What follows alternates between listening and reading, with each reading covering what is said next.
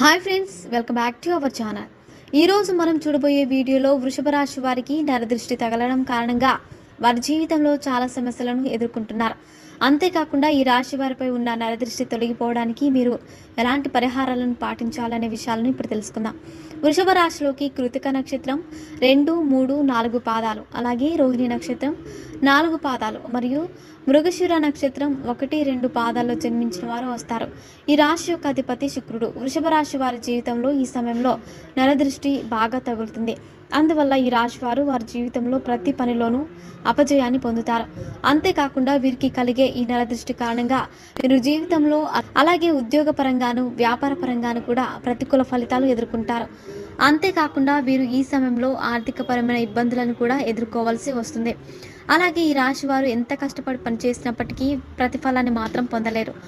అలాగే వృషభ రాశి వారు వారి మీద ఉన్న నరదృష్టిని